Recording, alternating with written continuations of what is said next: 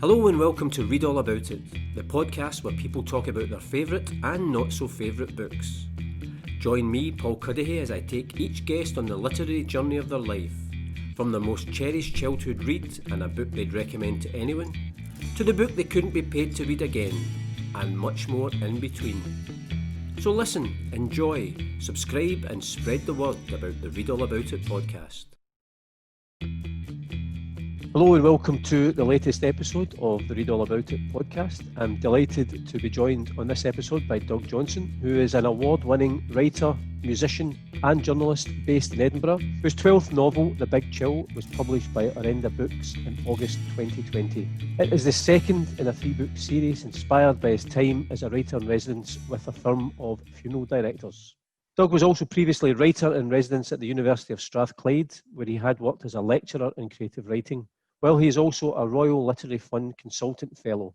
He has also taught creative writing at festivals and conferences and has also mentored aspiring writers. And for over 20 years, he has also worked as a freelance arts journalist, primarily covering music and literature.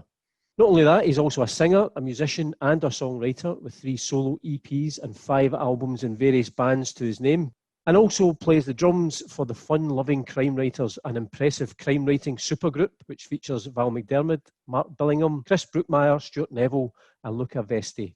Doug is also one of the co-founders of the Scotland Writers Football Club, for whom he also puts in a shift in midfield as player-manager, and he also has a degree in physics, a PhD in nuclear physics and a diploma in journalism. Doug, welcome to the Read All About It podcast. That is an impressive CV of which I've only just skimmed over. I could have got into a lot more detail. It makes me sound really busy, doesn't it? But I don't know. I don't feel that busy. But I guess if you just stay alive long enough, there's plenty of stuff to put on your CV. Well, it's funny when I was just looking, obviously, just the body of work that you've got. I mean, even just the fact that I think your first novel came out was at 2006. You're now on to your 12th novel, and that's an impressive amount of work. Not only just impressive in terms of the quantity, but if you start to look at your novels have been shortlisted for, for example, the McIlvanney Prize for Scottish crime novels. So it's like quality as well as quantity. So you must be pleased that, obviously, with your output, but the way it's been received. Yeah, it's interesting. I always think about Ian Rankin when he asked about, how do you get a career in writing? He always says there's 2 things: you need to get lucky and stay lucky. And I really appreciate that. I mean, he's denigrating himself there about. He's obviously a skillful writer and he's got talent, but then talent does get you so far. But then there's perseverance and luck. And I've kind of been that first novel came out in 2006. That seems like now like a different person that wrote that almost. I had 2 books with Penguin and then I switched. I've been through a few agents and a few publishers in my time as well, which is absolutely standard for any writers. So the writer's life, you get used to rejection, but I think longevity is always the key. It's not something I think the writers think about at the start. At the start, they want to get published and they see that as the kind of end point, but really that's the starting point. If you're going to try and make a career. I mean, I know so many people who have had 1 novel published or 2 books published and kind of disappeared or struggled to stay in the spotlight. So I'm just incredibly happy that I seem to be finding readers and finding an audience and finding publishers that are still happy to publish my work. I mean, I like that quote from Ian Rankin. As you say, it's self-deprecating when you think of the quality and the quantity of his work, but a lot of it is hard work. There's that element a lot you talk about. There's the quality of the writing, but sometimes it is just that hard graft of sitting there, day after day. And before we started recording, you mentioned during the lockdown, you'd managed to get the first draft of the third book in the series that I'd mentioned? Yeah. So, again, that's just, I suppose, the discipline of sitting down and just getting on with the work.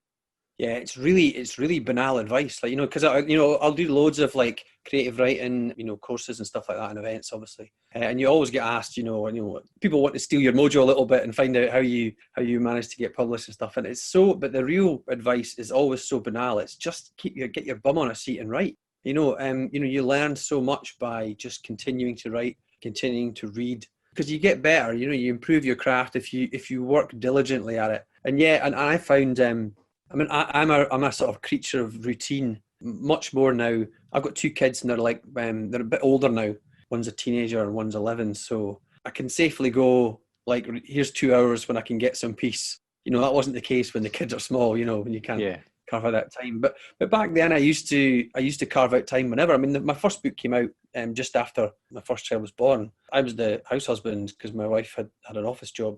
So I was looking after him, and then when the second one came along, I was looking after both of them and finding half an hour to write here and there. So, I mean, these days it feels easier because my life's easier a little bit. And for the most recent thing, it was weird that during lockdown, like I know loads of writers who really struggled to write because I think psychologically they were just freaking out. You know, you're in survival pandemic mode, and that's all you can think about, which I totally get. But I found it really helpful and almost therapeutic to just go every day, right, from 11 till 1 every day, I'm going to sit down and write, you know, at least 1,200 words. And I had a target and it's going to be a chapter and I'm going to get it done. And I did it every day, basically wrote every day, you know, for 3 or 4 months. And that's a book. And I could escape into this world and there wasn't any COVID and there wasn't anything else happening. It was just what I was creating, which was great. Do you think the fact that, you know, obviously I mentioned you've been working in journalism for so many years, just that idea of setting yourself effectively deadlines and targets to meet, because obviously when you're working in journalism, that's what you have, and it's a really good discipline to have as well. Yeah, absolutely, 100%. I think a lot of that comes from the fact that I was a journalist before I was a novelist. And I don't want to diss any writers who suffer from writer's block. You know, there's all sorts of psychological things happening can affect people, but I've never suffered for it because there's not a journalist on the planet who suffers from writer's block, because as soon as you do, you get sacked. And I was a freelance, basically, but I used to also work. I went through a while working on the arts desk at the Evening News that back in the day when I remember we had to fill 2 pages a day, and then on a Thursday we had like 12-page supplement or something like that, you know. So we had to come up with words to fill pages, and you know, you just do it, you just get it done. And then as well as that, the other brilliant experience from that was self-editing, like not being precious about what you write. And I actually prefer the editing, the redrafting process to the writing, I think, because when I was working at that Evening News desk, it would be like, right, we need 1,500 words on Bob Dylan. And this was kind of before you could just cut and paste everything from the internet. So you'd write it and then they'd sell half a page a car advert. And so you had to cut it to 800 words. And then you had to cut it to 400 words because they sold another quarter-page ad. And then you were like, so you just chop it. And it's like, oh, you spent ages writing it and then ages chopping it away. So I don't have a problem with that. I mean, obviously in the course of the podcast, we'll chat about, again, more about your writing career and also your book choices. Just one final question when we mentioned Ian Rankin there, and I mentioned the fact you play drums in the fun-loving crime writers, the supergroup. When you look at that, it's an impressive lineup. Has he ever asked to be part of that supergroup? No, he's doing his own thing, isn't he? He's got his own band, like what they call Best Picture. And he's the only fiction writer in the band. The other guys are journalists, I think. But they I'm not sure if they're still playing or not, but they brought out a couple of singles, and you know, they were like writing their own material. We're just a covers band, really. So no, we're quite happily coexist in the same universe, but never the twain shall meet, I think, probably. Well, listen, was it not Glastonbury you was playing? Yeah, we played Glastonbury last year, which was the band's been incredible. I mean, it started not as a joke. I mean, it started as a sort of piss up, you know, in New Orleans. Some of us were there at a book festival and they had an open mic night, and we just busked a couple of songs like, you know, Johnny Cash and 500 Miles and something else. And it just kind of snowballed from there. And we came back home and formed the band and played the Edinburgh Book Festival, and that was 3 years ago now. So it's kind of snowballed. And unfortunately, so we played Glastonbury last year, which was crazy. But it was brilliant, and we're quite a good festival band actually, because it's all like we're playing songs by The Clash and The Jam and Johnny Cash and Elvis Costello. Like, people know it. People come in the tent and go, "Oh, this sounds good," and they hang around. So it's quite a good vibe. In terms of the podcast, I'm going to take you on your literary journey of your life, as it were, and I always ask people, is your favourite book from childhood? And the one you chose, it was one of the books from the Asterix series, and that's Asterix in Britain. Yeah, I used to love it's not a very literary answer, is it? I'm sure you get authors on who are reading, I don't know, To Kill a Mockingbird and Catcher in the Rye and all these stuff when they were like really young. But I loved the Asterix books, and the other thing I really loved was the Charlie Brown books. For some reason, we had a whole bunch of like Peanuts cartoon books in the house, which I just thought were brilliant. But the Asterix books were great. I mean, on a really basic level, you know, they're really well written and really well illustrated. For that age, I guess I would have been, I don't know, 7, 8, whatever, 9, something like that. And they're full of like ridiculous sort of slapstick humour and like knockabout violence, you know, because it's all about Asterix and Obelix beating up Romans. That's essentially in a different scenario each single book. But But the Asterix in Britain one, I just like my original copy. It fell to bits. I read it so much because it just had so many jokes in it about Britain. It was absolutely brilliant. And of course, it's written from a French point of view, and so it's got all these ridiculous jokes about British culture now, but transposed 2,000 years ago or whatever. And there's just loads of stuff. And there's loads of phrases in it. I reread it recently, actually. After you asked me about this, I reread it, and there was stuff that there's still phrases that ring in my head that come into my mind when things happen. Is hilarious. I wonder as well, that way, particularly when you're a child and you get that love of reading, the fact that it's a series of books. So you read one and you like it, and then you can go back and get the next one and the next one. And I'm sure libraries up and down the country had all those books and then you're suddenly engaged in that series. Yeah, there were so many of them, and I'm pretty sure I learned almost everything I know about history. I learned from the Asterix books, and quite a lot of geography as well. There's several running jokes in Asterix in Britain. One is about how it suddenly gets foggy all the time. They just stand about, and then suddenly it just gets foggy. And there's a thing where they all drink warm beer, which is and then Asterix and Obelix, as French people are basically going, "What the fuck is this? That's horrible." And then there's a token Scottish guy in it who's just all totally hootsmon, hudgerwish and all this stuff. And there's a bit in it because they basically stop, everyone in Britain stops at 5 p.m. to drink hot water for some reason, for a little ritual. And so they can't fight the Romans. And then it's a long convoluted story. Basically, Asterix invents tea because Getafix has brought some herbs back from the Far East, and he chucks it in their water and pretends it's a magic potion. And so they drink it. So basically the idea is that Asterix he brought tea to Britain. And it's so utterly stupid, but I loved it. No, because I don't know if it's quite a disclaimer, but just in case anybody's listening who's never read the books, in case they're slightly alarmed that Asterix is swearing in the books, he would just emphasise the point. If there's swearing in it, it's in Latin, because there's another running joke about pirates who talk in Latin. And there's all sorts of, the whole series are brilliant, like you say. In the Asterix and the Great Crossing, they basically discover America by accident. And when they go to Egypt, like Asterix and Cleopatra, half the Egyptians are talking in hieroglyphics and stuff like that. And, the little speech bubbles are just full of hieroglyphics. It's so many good jokes, visual gags as well. Do you know what I thought was amazing when I was just looking into the books ahead of talking to you? It's 38 volumes published, but it's still going. I think the most recent one was published last October 2019. And so they've kept the franchise going. But the co-creator was a guy called Alberto Uderzo, I think it was. He only passed away earlier this year, although he'd stopped writing the books or working on the books maybe about 10, 11 years ago. But I hadn't realised that they were still producing new ones. Yeah, well, I think there was a big lull. I couldn't tell you the exact number, but when I was a kid, there was already about 20. And I don't think there was any new ones for a long time. And then I think they got a new collaborator in for Uderzo. So I think there were some of them. There was some argument those ones weren't so good, but but they must. I don't know what the sales would be like on those Asterix books, but they'd be millions and millions and millions. They're hugely internationally successful. And there's a theme park, isn't there? There's a French theme park, I think, isn't there? Asterix World or whatever it's called. So it makes sense from a publishing point of view for them to try and keep that going as much as they can. There was certainly one film that was made. I don't know how successful it was a few years back. I'm sure it was transferred to the big screen, but I don't think it quite replicated what the books were. Yeah, it was a live action, wasn't it, with actors, wasn't it? I never saw it, but yeah, I remember hearing it didn't go down particularly well. Yeah, and it's actually reading back, there's a really sort of sharp comedy to them. They're not mucking around. There's quite a lot of social commentary about things thrown in there as well. But it's kind of hidden by, it's essentially the story of rebels fighting against the establishment, isn't it? Because the Roman Empire are trying to take over their little Gaulish village, and they're the only people that can hold out against it.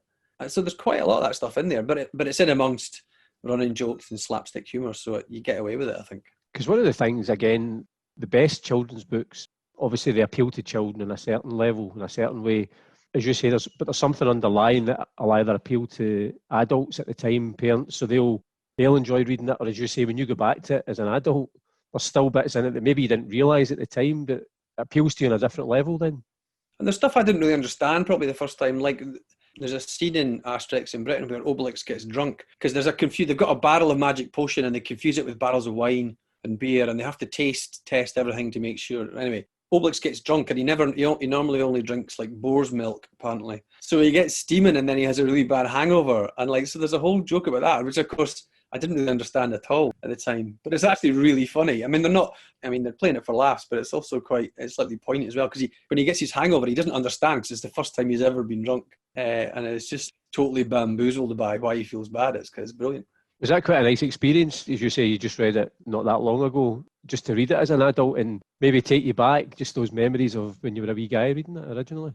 Yeah, it was actually, because I think, because I mean, like I said, like that Asterix and Britain one, because they come in different sizes, that there's quite a sort of big, almost A4 format or whatever, quite glossy ones. We had some of them, but they came in a sort of cheaper pocket size black and white as well. And so I had both, and like loads of the ones I had were basically falling to bits by the end because I'd read them so much. The ones that survived from when I was a kid, my mum and dad have still got them in a cupboard somewhere. And I remember when our kids were a bit younger and we'd go up and stay with them, I'd pull them out and the old Peanuts, the old Charlie Brown books as well. And the kids really liked them because they're pretty simple and they're easy to read. You know, they're not too taxing and they're not too long. And they've got lots of visual gags and lots of vocabulary gags as well. Like all the characters' names are all like jokes as well. I think the only ones that aren't jokes are Asterix and Obelix. Well, they're kind of jokes, but I guess you get used to them. But I mean, you know, Getafix and Vital Statistics and all these kind of other guys.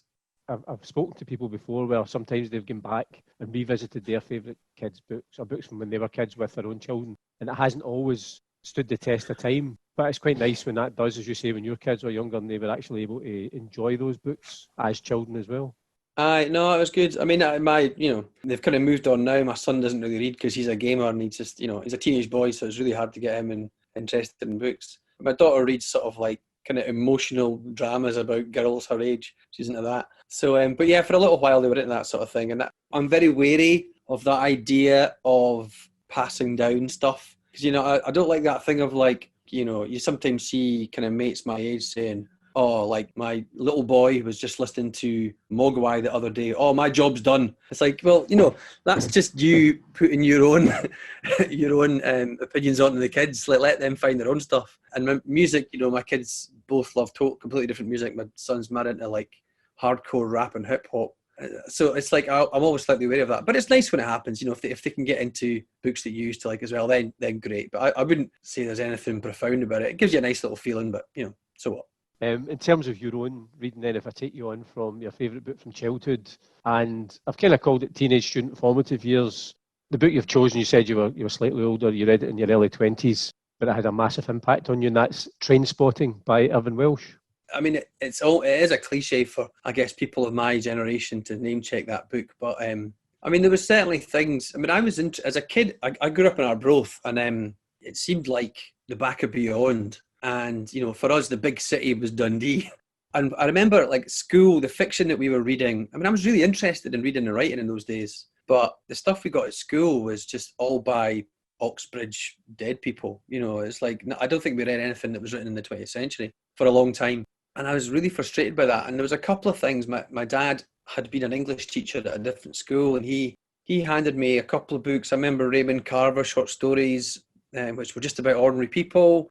Which I loved, and I picked up The Wasp Factory by Ian Banks at some point. That would have been in my late teens, which was kind of about, I mean, it's a kind of horror novel, but it's about people living in rural East Coast Scotland, and I recognised the way they spoke to each other and all that kind of stuff, which was mind-blowing for me. And then Irvine Welsh was like that times a million, because I was living in Edinburgh at the time. I came to Edinburgh as a student in 1988. I had a degree at that point, but I was still a student. I was doing postgrad stuff. And there was nothing like, I mean, looking back now, there were a few things like it, but not that anyone was aware of. I mean, Alan Warner and Gordon Legg and people like that all had little short stories, and Kevin Williamson was publishing people with Rebel Ink around that time. But I remember when Trainspotting came out, I mean, there was a buzz about it. It's famously the most, probably apocryphal and a total lie, but it's allegedly the most stolen book of all time from bookshops. I was speaking to Alan Bissett about this on the podcast recently, and that was the same thing. I'd heard that as well. I thought they almost made a virtue of that. I think they did, yeah.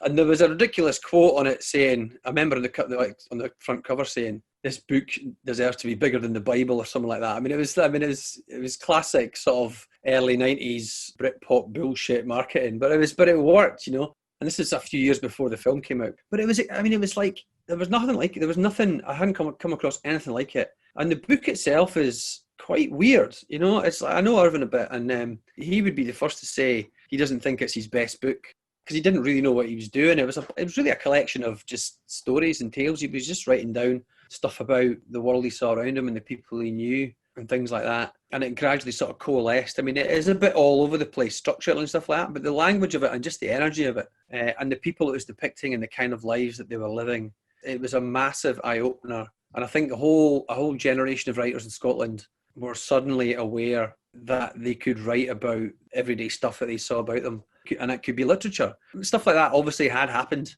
in Scotland before, like James Kelman and stuff like that, and Alistair Gray to a certain extent. But this was, I don't know, this just seemed younger and more, it just seemed it spoke to our experience more clearly, I think. Because I think probably as readers and as writers, when you're reading a book, not only of your time, but of your place and in your own language, you can't, as you mentioned, when you're at school, you're reading books from a different century, so you can't relate to them as much as you open this book, and not only you know where he's talking about, but you can recognise the characters, you can recognise the language, and it opens up a whole, as you say, as a writer, but also I think as readers, of what is possible in literature.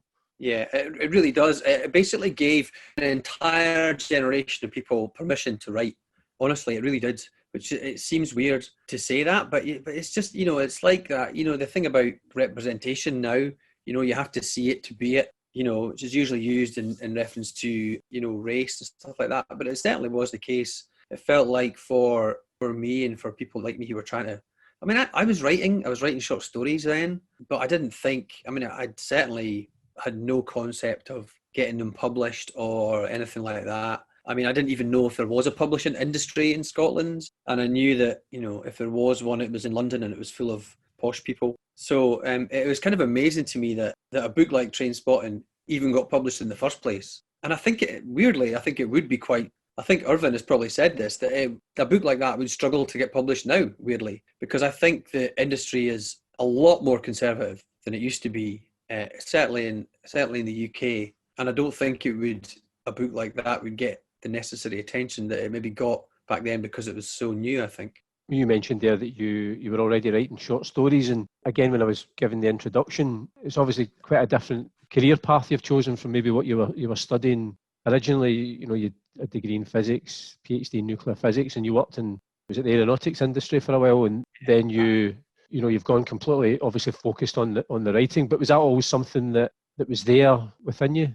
Yeah, it was. I did it at school and I really enjoyed it, and I kept that going at university, but I never really took it seriously, like writing fiction. I was doing it the whole time. So you're right, I was studying physics. I came to Edinburgh, studied physics, and I did a PhD, and then I worked for 4 years as an engineer, a software engineer for Marconi, as was then in Edinburgh. Yeah, aerospace stuff, which I hated that job, by the way. I couldn't stand it because I just didn't care about it. But the whole time I was writing, but I wasn't really taking it seriously. What I would do is I would have an idea for a story and sort of kick it around for a while, and eventually I'd write a draft, and then I might send it into like a competition or an anthology or something if I heard about anything like that. But it was all kind of half-arsed, really, to be honest. And it was stuff like reading Trainspotting and then Alan Warner's Morven Caller and things like that. And, in the wake of Irvin Welsh came a rush of similar kind of books, some of them, better than others. And it was only, I never really got round to taking the writing seriously for a long time. And in fact, like you say, I quit being an engineer and started working as a journalist.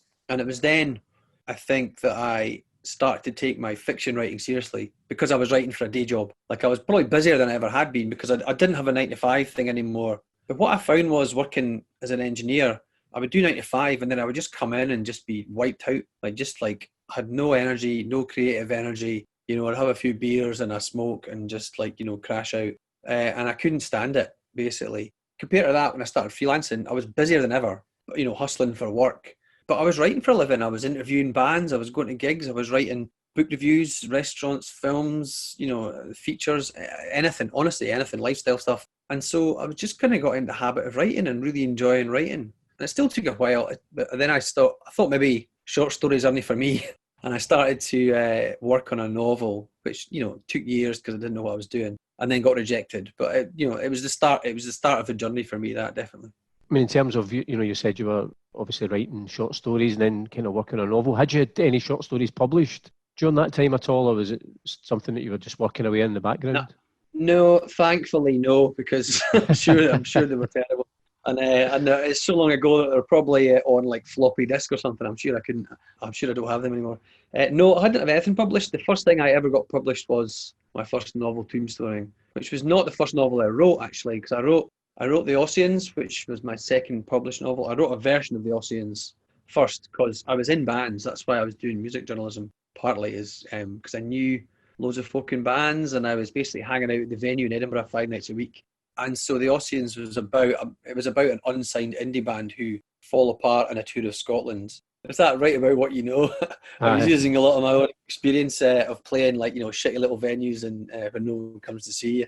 And so I wrote a first version of that, which again at that point I didn't know any. I don't think I'd ever spoken to another published writer. I didn't know any editors or agents or really who publishers were. I just bought the Writers and Artists Yearbook and looked through it and saw who might be interested in the kind of thing I was writing. And I emailed them all. And so anyway, long story short, it got rejected by everyone I sent it to, but a couple of people rejected it quite nicely. A couple of editors said, well, I like this, but for various reasons we can't publish it, or it's not quite right for us, or you're not quite there yet. But if you're doing anything else, if you're writing anything else, let us, definitely let us see it, which was vital actually, because I didn't know anyone else. And so it was kind of like, maybe I'm not just pissing in the wind here. Maybe it's actually going to be, I could do something here. So I started writing Tombstoning, spurred on by that. And then when I finished that, quite a rough draft actually, I sent it to both of them, and they both offered to publish it, which was amazing. And then I went back, and then the editing process of that first book, kind of going through it was a real eye-opener for me. And then having done that, I then went back and rewrote The Ossians myself, basically from scratch. I think I chopped out 2/3 of it and started again pretty much. And that became my second published book. Because one thing I always like to ask, especially, I mentioned you're now published 12 novels, but can you remember the thrill the first time the first copy of your very first novel comes through the post, you get it in your hands, and there you see it, something that started off as a germ of an idea, and it's now a book and your name's on the front cover? Yeah, it was pretty mad actually. I mean, I didn't really know anything about publishing industry. I kind of still don't. So what was interesting at Penguin I found out later on, Penguin were trying to sell it as a crime novel, and I wasn't even aware it was a crime novel, but there you go. I mean, I suppose it probably is, but I haven't really. It certainly didn't occur to me at the time. I mean, there's no cops in it, so. But yeah, no, that was amazing actually. Having that, and then just seeing that, that book in a shop as well, it was kind of blows you away actually. And you've got copies to sort of give to people and stuff like that. And I'm pretty sure the front cover's got a quote from Chris Brookmeyer on it saying nice things about it, which was like fucking amazing because I'd been a fan of Chris's, since the first book of his. So I was like, holy crap, that's brilliant.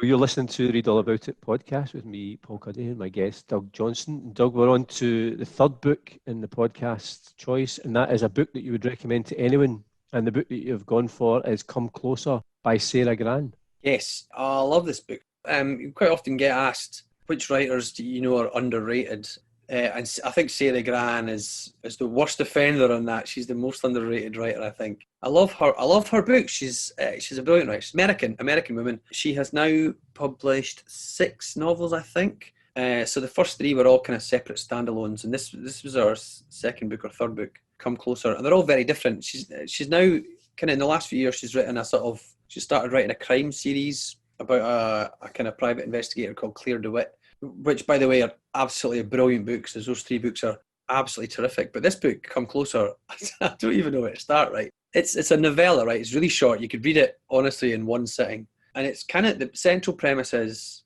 about a woman who may or may not be possessed by a demon and is therefore, going mad. But she might not be possessed by a demon. It might just be, she's having a nervous breakdown, or she's having a psychological incident or something like that. And it's so brilliantly done, and the attitude of all her writing is amazing. But there's something about this, because it's absolutely dripping with misanthropy. She just hates the main character. Is just couldn't give less of a fuck about the world, and it's such a joy to read.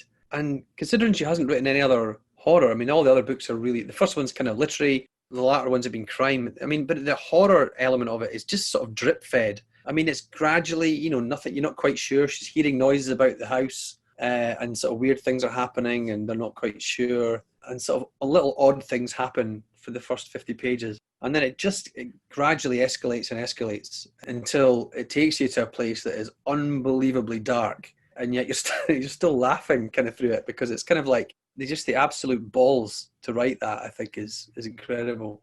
You mentioned, maybe writers that are not as well known. How did you stumble upon her? Quite a lot of the books in my middle period were published by Faber and Faber, and my editor there, Angus Cargill, he went on to publish these crime novels, these three Claire DeWitt books. Now, he definitely sent me the first Claire DeWitt one, but I'm sure I already had somehow stumbled across Come Closer before that in a bookshop. And there's other book that she's written is a kind of 1950s heroin addict thing set in New York, which is like a really strange kind of a thing as well. But I mean, let's credit Angus and say that Angus put me on to Sarah, just because, I mean, he's not my editor anymore, by the way, but I'm with a different publisher now. But he was always very good at putting me on to writers who he thought I would like, and he was almost always right, because he and I always had a very similar taste in music and in books as well. We're roughly about the same age. I mean, he first pointed me towards Willie Vlotton, who's another absolutely brilliant American novelist, and Kent Haroof was another one, who's another American writer as well. So I think he just said, "Oh, you'll like this, Sarah Grant," and yeah, he was absolutely right. I mean, in terms of the kind of books that you write, do you read a lot of crime books, for example, because you're, quite often you're maybe writing in that genre, or is your taste in reading quite varied? Yeah, it's very varied anyway. I don't come from a crime writing background. I didn't grow up reading crime novels particularly. People kind of find this hard to believe, but I was literally unaware of genres. I just read books. My dad had been an English teacher, so there was, hundreds of books in the house. And I would just pick up anything, literally anything, and read it. And that included like plays and poetry and short stories, as well as novels and whatever else. And I would read science fiction, and I would read literary fiction and crime and horror and anything else. Honestly, anything. And it's kind of stuck. It's kind of stuck with me. As a journalist, I still do some book reviewing. So, and that's across all genres and whatever, non-fiction as well as fiction as well. So I do tend to read really widely. I do read a lot of crime fiction because I think it's important to be across whatever's happening in your, whatever field you're doing. But the kind of stuff that I write, I mean, I'm very happy for it to be described as crime fiction, but it's not necessarily what people would first think of when you say crime fiction. So the stuff I write tends to be around the sort of edges of crime fiction, psychedelic thriller, domestic noir. I don't know. It doesn't really concern writers what genre they get put into, as long as people are buying or reading the books. And so that's the kind of stuff that I like to read as well. Like Sarah Grant is an obvious one. Megan Abbott is another American writer who is very definitely a crime writer, but writes very unusual books in terms of content and style. Laura Lippman is another one. James Salas, who are all writing kind of stuff that you might not think of as conventional mysteries or stuff like that. That's the kind of, and Helen Fitzgerald in this country, in Scotland, is another writer who I think is brilliant and definitely writing crime fiction, but not what you'd think of as classical crime fiction. I mentioned in the introduction, we've kind of touched on this 3-book series. The first one, A Dark Matter, and then The Big Chill. But it was inspired, you spent a bit of time as a writer in residence at a firm of funeral directors, which, when I was reading through your potted biography, that alone kind of jumps out as slightly different. Well, I mean, it sounds really stupid, but they literally put an advert in the paper looking for, in fact, they weren't looking for a writer in residence, they were llooking for an artist in residence, like of any kind. So it could have been a playwright, could have been a physical, a painter or a sculptor, or I don't know what else. And so I applied, and I was very lucky to get the job. It was really quite a profound experience working for them, actually. And the central premise was, so my pitch to them was that I didn't actually use any fiction writing skills. I was using my journalism. And the end result was actually a small non-fiction book, which didn't get published. They just kept it in-house, and they hand it out to new employees and stuff like that. But the idea was to try and give the staff a voice and to try and give them a bit of time and space to think about the work they do and how it affects their attitudes towards life and death. So I interviewed lots of people. I interviewed as many of the staff as I could, and I sort of job shadowed people. So I sort of sat in on all parts of the business, from arranging funerals, conducting funerals, picking up the deceased from care homes or whatever, sitting in on embalmings and stuff like that. I did all of that stuff. And there was a running joke, like all the staff, I mean, they were unbelievably nice people. And I came away with a huge amount of respect for them and the empathy that they show. But there was a running joke that like they'd all say, "Oh, you'll get plenty of stuff for your books here, eh? You'll get plenty of material, eh?" And I was like, at the time, I was like, well, no, I don't think I will, because crime fiction especially relies on conflict and tension, right? That's the whole point of fiction. And the whole point of what they're doing is to try and defuse conflict and tension at an incredibly stressful time for, the bereaved and stuff like that. So I kind of thought, well, no, and I genuinely finished that job, and I thought, well, I'm not going to write anything about that. I was also slightly wary of using that experience or exploiting it, if you know what I mean. But it took a few years, and then I thought, I'll just exploit it. No, I mean, I did. It took a lot. It was a few years after I did it before the kind of idea formed to think of it more like a backdrop for something, so that it infuses kind of the story rather than being the driving point of the story. And hopefully, touch wood, I've treated the situation and the experience with the respect that they deserve. Am I right in saying, and again, it may have just been something I read, that the first book, A Dark Matter, apart from the fact I think it was longlisted for the McIlvanney Prize for Crime Book of the Year, but it's, there's a possibility that might be getting adapted for TV? Well, yes, it's a long way away yet, but we're taking the first step. It's been optioned by a Glasgow production company called Blazing Griffin, who seem to know what they're doing. They've got a bit of experience, and they're working with some other really good writers like Chris Brookmeyer and Malcolm Mackay and stuff like that. So yeah, that is ongoing. They've optioned it, so we have a little bit of funding, and a screenwriter is putting together a treatment, and then we're going to try and get more funding from or take it to channels and see what happens, see if we can get it commissioned. But so it's a million miles away, but I mean it's a good start, and I think it does seem like a kind of good setup for. I mean the basic central premise is, apart from the fact it's in a funeral directors and they're solving crimes as well, because there's a private investigators at the same time, that there's 3 generations of women from the same family. So there's 70-year-old Dorothy, 45-year-old Jenny, and 20-year-old Hannah in the first. That's the ages they are in the first book. And so there's 3 very strong female roles there for actresses, for actors. And so I think I could see it. I could see it as a TV show, but whether it actually gets made or not, God knows. I suppose it also, I mean, at the very least, it validates the quality, the fact that somebody's read that and seen the cinematic potential of it. Because one of the other books, your book Fault Lines, when I read that, I thought that's absolutely something that you could see, whether it's in the small or big screen. That jumped out at me right away. Yeah, well, that's very kind of you, Paul. The problem is that you need a massive special effects budget, because you've got a whole island, a fictional island that you need to then blow up at the end of the book. No spoilers. I kind of think if you need Fault Lines, it's basically there's a new volcanic island in the Firth of Forth. And my feeling was you can't really spoil that, because if you have a brand new island with an active volcano on it in chapter 1, then it's going to blow at some point in the book, isn't it? So yeah, but I mean that's more of I can imagine Tom Cruise muscling his way across like a volcanic landscape. That's more of a big budget Hollywood thing, I think. Yeah, that would do quite well if he was your leading man.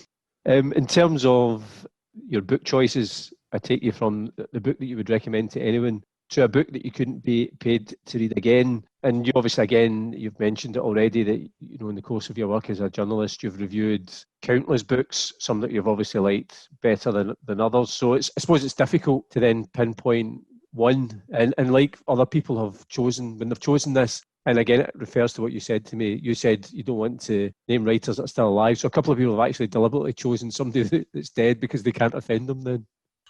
Yeah, well, it's really, I mean, I don't know what other writers do with this question, but it's kind of, because, I mean, we all read books that we don't get on with, really quite a lot of the time. Me probably more than most, because certainly when I started reviewing, I would just get given books, So, I mean, nowadays I do a little bit less reviewing, and I can kind of pick and choose. I pitch stuff I write for the Big Issue magazine. I kind of pitch stuff to them. So it's stuff that I think I'm going to like. So I don't review many bad books now, thank goodness. But I certainly did my fair share just to earn a few quid back in the day. But it's really, even a book that you hate, you realise how much effort has gone into it. Even if you think, oh, this is the worst piece of crap I've ever read in my life. Someone spent a year creating that piece of crap. And they obviously believe in it. So it is a really tricky one, actually. It's really hard. But I did opt for, I mentioned earlier on about, I did not have a great experience with literature at school. And this is one that we got given. We got given J.R.R. Tolkien's The Lord of the Rings trilogy. Not just one book, but all three. I think that must have been in maybe fourth year at school. And we all had to buy it, I think. I definitely had a copy of it somewhere for a while. I mean, that is a surprising book to give like fourth or fifth years at school, as you say, because of just the size of it's quite daunting.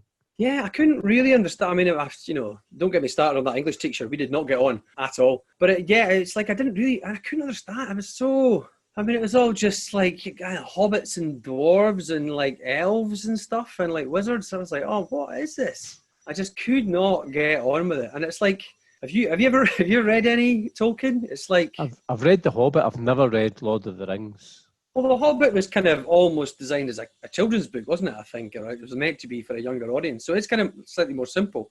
But this, like, he just really goes to town with the world building, and it's not badly written on a sentence by sentence level. But he's just got, there's whole passages that are like talking about how the Elvish language came about, and massive big long side tracks about how various different collections of beings have come to be and like the history and all this sort of stuff of Middle Earth. And I just thought it was really self-indulgent. And at that age I just couldn't get my head around that at all. It almost goes back to, quite often when I've asked people about that teenage student book, and often it's the book that they get maybe in their kind of fourth, fifth year. That can sometimes be the book that kind of turns them on to literature. The other side of that coin is you get something like that, and that could turn people off because they think, if this is what adult books are like, nah, that's not for me. I guess Tolkien, he could tell a story. Like the three Lord of the Rings movies, decent enough movies, I think. They're kind of all right. The storytelling is there. You got your big battle scenes and, what have you, and then you've got although there is an argument that they go for like 9 hours in the movies, and then right at the end, they just get a massive eagle to fly them to drop the ring in the big volcano, whatever it is. Why can't they just do that at the start? And save yourself 9 hours of film or 1,000 pages of story. But yeah, you have to be very careful. And I think that idea of putting people off literature, I think it happens all the time. I know that like my son doesn't particularly get on with, the kind of stuff that he's been given to read. But then it's hard because you can't, if you're a teacher, you're not going to find stuff that suits everyone. It's a matter of people finding their own way a little bit, or people, finding someone useful, like a bookseller or a librarian that's going to actually turn them on to the right kind of thing. How did you mentioned the fact that your dad was an English teacher. Did he, obviously, when there's books in the house when you were younger, was he always encouraging you to read? Or again, did he just let you choose your own path in terms of that? He was encouraging, but it wasn't. Yeah, he just let me do my own thing. He got me that Raymond Carver collection, Where I'm Calling From, which I almost picked as a sort of book, that most impressed me when I was a sort of teenager, because he could see that I was interested in books and in reading and writing, but that I wasn't getting any of that stimulation that I wanted from school. So he was kind of rooting around, and he also, there was things like this seems like a weird memory, and I kind of wonder if I've made it up. I don't think I did. All the poetry we did at school was like Wilfred Owen, like war poetry. I just didn't care about it, for whatever reason. But my dad actually gave me a book of Seamus Heaney poems. We picked one, and he did the sort of higher English analysis of it with me. And I ended up doing that in my higher, like in my actual higher. I didn't do all the poetry I learned at school. I didn't write about that. I wrote about Seamus Heaney, and I got an A, so great. When I was at school, and I always remember this in fourth year, and one of the poems that we studied for English was Waterloo Sunset, the Kinks song. And the teacher, I remember as clear as, I've still actually got the original sheet that he gave us. So he came in and he handed round, and it just said Waterloo Sunset, and we just thought it was a poem. And he had a big massive cassette recorder, big massive thing, planks it on his desk, puts the cassette in, puts his feet up on the desk and played it. And it took us a few seconds to link what we were hearing to what was in front of us. And it was revelatory. After that, I just remember everybody loving it. I mean, the song is amazing. And then when he actually started to explain the poetry of the lyrics, and it was such a brilliant thing for a teacher to have done. And apart from the fact that I discovered the Kinks then as well, but I love that as a poem. When was that? What year was that? That was very forward thinking. That would have been about 1981, 82. I was okay. Yeah, 1981 it would have been. We've got to the final question in the podcast, and that is the last book you read, or the book you're currently reading, and it's XX by Rhian Hughes. I finished this not long ago, actually. I want to talk about this. It's absolutely bonkers. You were talking about, what sort of things you read, and you do get a little sense of, if you keep reading in the same genre, whatever, of reading kind of very familiar stuff. So I'd never read anything like this at all. I've been reading a lot of science fiction recently. I'm actually planning on writing a science fiction book, so I'm kind of immersing myself in loads of science fiction. But this is crazy, right? It's about, having said that about Lord of the Rings, this is almost 1,000 pages, but it's called a novel, graphic, as opposed to a graphic novel. It is a graphic novel. It's a hardback thing. It's a beautiful item, and it's a kind of first contact sci-fi story. So the basic story starts off something quite familiar, like a bunch of scientists at the Jodrell Bank telescope get a signal from deep space somewhere. And as the story progresses, it becomes clear that this signal isn't a message from aliens, that it's actually the aliens themselves encoded into digital form, who can then be recreated in a kind of virtual idea space, like the internet on Earth. And that's just the starting point. It goes nuts. I think it goes absolutely crazy. Rhian Hughes is the author. He's also a typographer and a graphic designer, like invented typefaces and fonts and stuff like that himself. And he uses the typefaces and fonts in the book in an extraordinary way. It's something you can't really explain without just flicking through it, because it's the most crazy thing I think I've ever read. It's just absolutely bonkers. And there's these sort of 3 virtual characters. One of them's called XX. And that stands for the 20th century. He's kind of he's like a 20th century meme. And there's a 21st century one, which is a girl whose face keeps moving, who just keeps taking selfies and talks and tweets. But this is all kind of in a kind of virtual space. And then there's these millions of aliens that are they're in a virtual grid set across the entire of Earth, and they have to try and get to the middle of it. I don't know. It goes nuts. At the same time, there's a whole bunch of stuff happening on the moon. I don't know what, when they meet an actual real alien who then downloads its whole brain into this astronaut. The end, for the last 100 pages or so, it kind of manages to mix proper thriller, Jesus, what's going to happen next, with some absolutely mind-boggling stuff about the nature of existence in the universe and kind of big philosophical questions and all that sort of stuff, all at the same time somehow. I don't know. It's bonkers. Is it one of those books where, I'm not sure if you can say that you enjoy it the way you would enjoy a normal narrative novel, but it's just something that is so different that you're actually not quite sure what you're reading at times, but it's just something so unusual that it's brilliant, but you don't know why? Yeah, it's not. It's weird because there is a kind of conventional story in there, and there's bits of it that are written in normal prose, in a normal typeface, but it's kind of so much more when it goes off on these weird tangents, typographical tangents, and there's it's 1,000 pages or so or whatever it is, but there's a lot of stuff you can flick through quite quick, because sometimes there's just one word or a picture on a page for 50 pages or something like that, or some weird code that you think you don't understand, but as you keep flicking over, you actually gradually start to understand some of the patterns of the little shapes. It's it's not like a conventional enjoyment to this book, but it is. But yeah, you just read it and you're constantly your mind's getting blown. It's all the ideas, and it's oh wow, now what's happening? Oh, she can just flip through virtual space from the moon to Earth and back. That's clever. Just all sorts of weird, crazy things happening. In terms of, it's quite nice. You start off with the Asterix books, so it's a kind of picture book, obviously books that are illustrated. You're talking about a graphic novel. Have you read or do you read much in terms of graphic novels at all?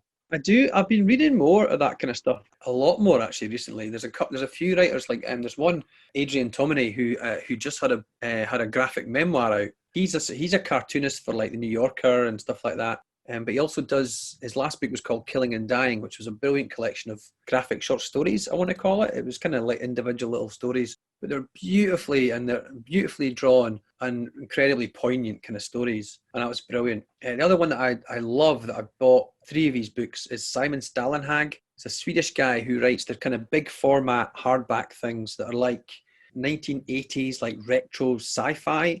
It's about, actually, it's called Tales from the Loop. I think Amazon have made a series of the first book, I think, which is kind of a bit like the Twilight Zone crossed with, I don't know, retro futuristic sci-fi. So it's about weird things that happen around an old particle accelerator in the Swedish countryside. Weird things like start appearing in animals and robots and stuff like that. I do get more and more into graphic novels. I find that really interesting form, actually. I wish I could draw, because I'm absolutely hopeless at drawing. I think graphic novels or comics are kind of definitely being taken a lot more seriously now as literature, in a way that they weren't even 10 years ago. And I think that's great. I think it's, again, another form of storytelling. If you can do it effectively, then brilliant.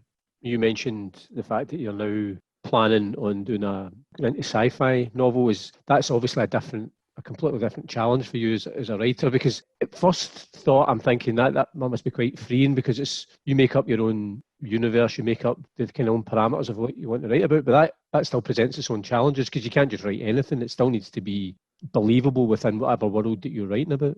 I've wanted to write a science fiction novel for a long time, but like a lot of things, I kind of put it off and worried about exactly that, about knowing enough about the genre and knowing enough about to make it believable. But I've been so immersed in the genre, actually, for the last while, and I've got an idea that I kind of people think that you write stuff because you plan it, but very often it's just the ideas that you can't get rid of in your head that you just feel you have to write. And so that's what this is going to be. Having said that, it'll be, I don't know, it's not like a big expansive Ian Banks culture novel.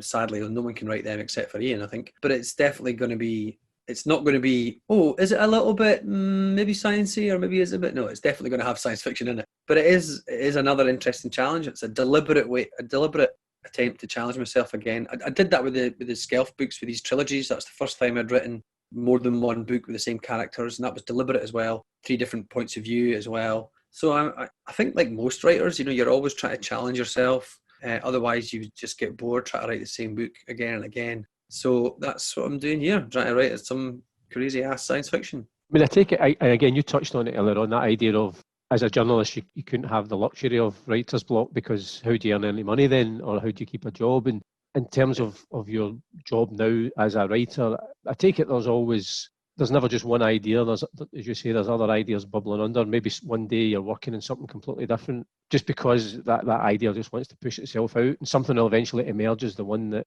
takes over.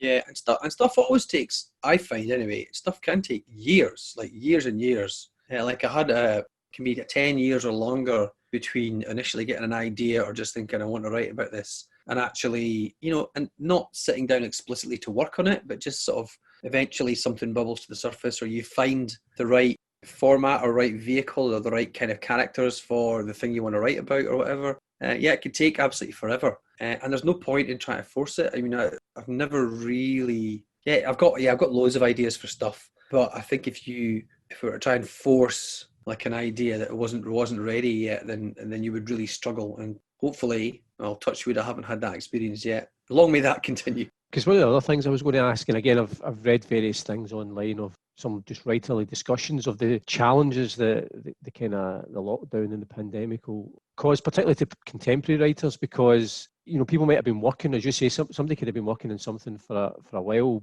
but what's happened in 2020 might change how they approach whatever story, because prior to 2020 that there's a certain type of world. Now it's a completely different environment. I mean, we're still in the, slap bang in the middle of a pandemic. If you try and write about that now, I think you're on a height of nothing, because, if I'm writing a book now, it comes out in a year's time, God knows what, like, the situation is going to be in a year's time. We might not be over it at all. We might be worse off than we are now. So I think trying to second guess that stuff you're on a height of nothing. And the other thing is that actually, the nature of this lockdown and the pandemic is that it is inherently weirdly undramatic, because we all have to stay at our home, stay in our houses and do nothing and not interact, which is kind of, the very antithesis of the kind of things I like to write. So I think I'd be surprised if publishers are looking for COVID books, for COVID thrillers or whatever.